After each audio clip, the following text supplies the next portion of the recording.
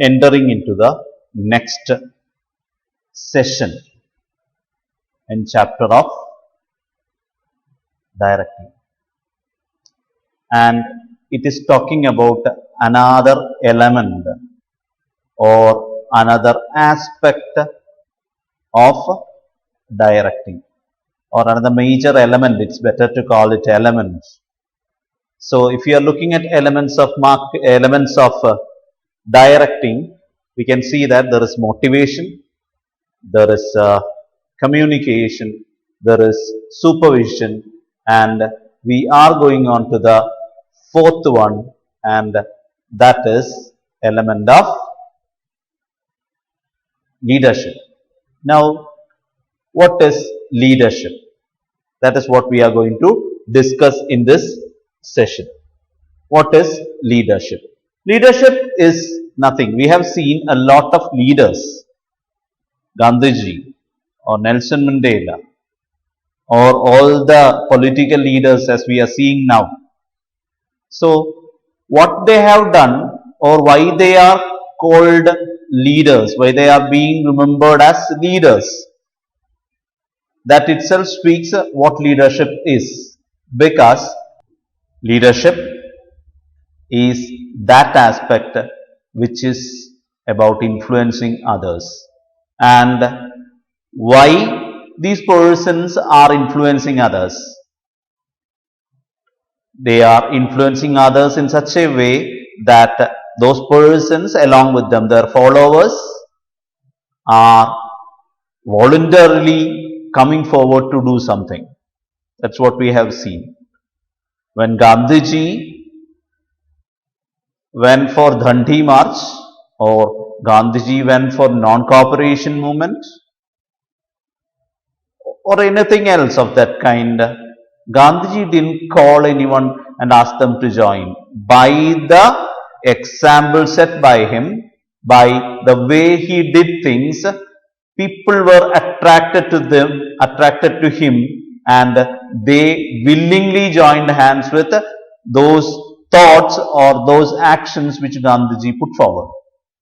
So here also, in the chapter of directing or in management, we can see that leadership is talking about influencing people. It is influencing people. Leadership is always concerned about influencing people, and why they are being influenced, to make them strive voluntarily towards achievement of goal, to make them contribute by themselves. They themselves must feel, or they themselves must work for some goal which is being set. They themselves must work for achieving certain objectives. That is what is expected through leadership. So leader is a person who influences the followers, the persons who are along with them. When we come to organization, leader most probably will be a manager and employees will be the followers. So leadership and management means that manager is influencing the subordinates. Manager is influencing his subordinates and making them contribute towards organizational goal willingly. So that process of influencing followers, the process of making them strive voluntarily, work voluntarily towards achievement of goal, that is called as leadership. So that is leadership in the context of business, or that is leadership in the context of management. Making subordinates, making the workers or employees strive willingly for achievement of organizational goals. And for that, something else is required. The managers are to maintain good interpersonal relationship. If a manager want to influence, if a leader want to influence his follower, his subordinate, there must be good interpersonal relationship must be there. They must have good relation with them. They must know them. They must know what they are good at, what they are weak at. So there must be good interpersonal relationship for having good leadership or to be a good leader, he requires or she requires to have good interpersonal relationship. Another thing is that through this interpersonal relationship, that leader, because the leader knows what a subordinate is, what his follower is, so he will be able to motivate them to contribute themselves towards organizational goal. So that is the idea behind leadership. So leadership in simple words is influencing followers, influencing subordinates to strive, for them to strive willingly for achievement of organizational goals. And good interpersonal relationships are to be maintained by leader, and leader must be able to motivate them to contribute towards organizational goals. So that is the core of leadership. Now we are going to see what are the features of leadership. What we have already seen. First thing is that it is the ability to influence others. Leadership is the ability to influence others. Leadership always is connected with the capacity of a person, of an individual to influence his subordinates, influence his followers. So it is the ability of an individual. That is one feature. Another thing they are saying that when leadership is there, leadership brings in changes. Leadership brings in changes in the organization, or he can, leaders can bring changes in organization by having or by making changes in the behavior of people, because he is able to get them, he is able to influence them. So he can make necessary changes by appreciating, by correcting, by encouraging. He can make behavior of a person changed towards the requirement of achievement of goals. So another feature is that it brings change in the behavior of others. Another thing they are saying is that we have already seen, it is talking about, it indicates the interpersonal relations between leaders and followers. The good leadership means there is good relation between followers and leaders, superiors and leaders, superiors and subordinates. Only when there is good relations, good interpersonal relations, then only we can say good leadership will happen there. Then only we can get things done in the best manner. So leadership is also talking about interpersonal relations between leaders and followers. Another one they are saying is that it is exercised in order to achieve goals. We have already seen in the meaning by leadership what we meant, what we are trying to say is that leadership is to make them strive voluntarily for achievement of goals. So it is exercised in order to achieve goals. So leadership influencing others, influencing subordinate, influencing followers is always for achieving of some goals.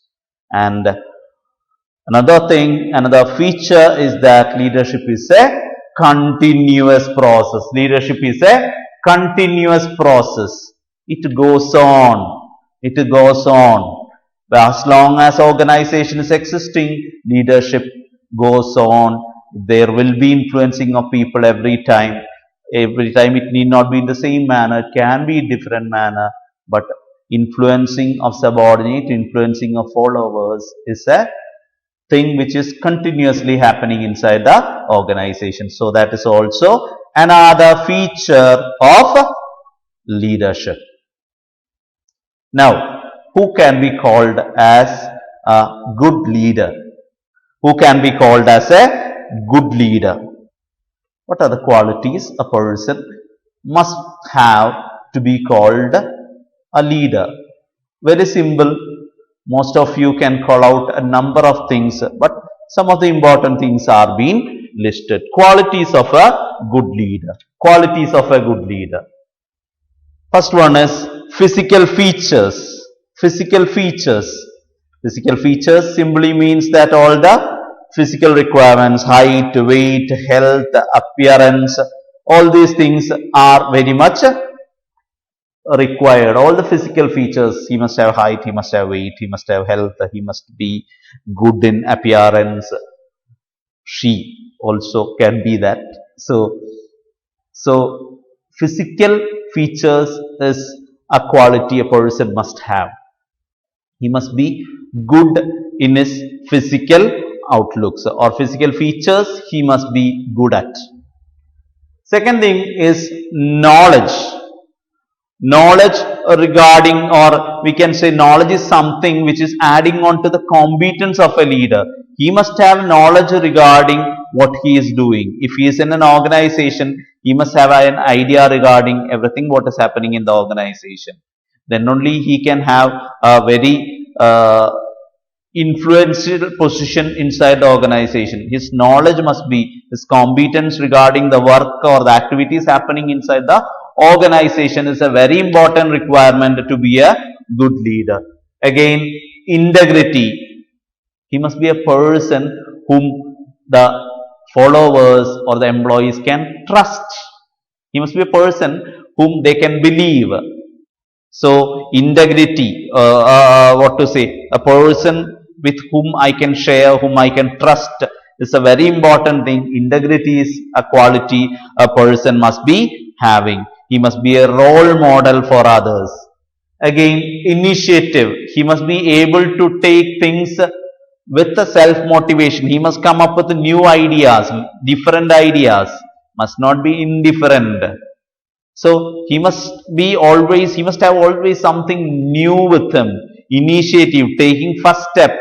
He must be the person who will be going first to do something new. So initiative is another quality a leader must have. Self-confidence. He must have trust in himself, or he must have what to say.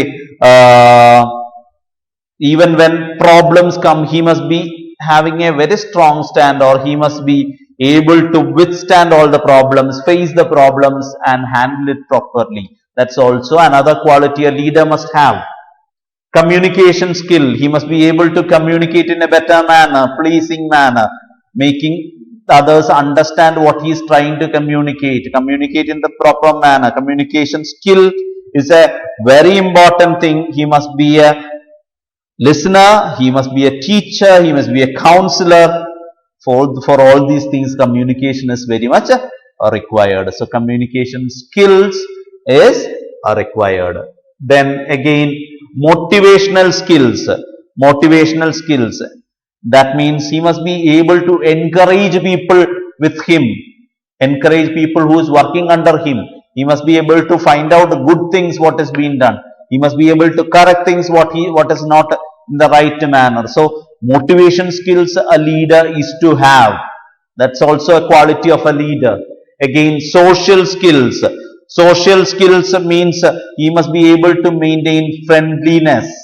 He must be able to keep unity in the persons along with him, or his followers or his subordinates. He must be able to maintain cooperation. He must be able to make a feeling of oneness.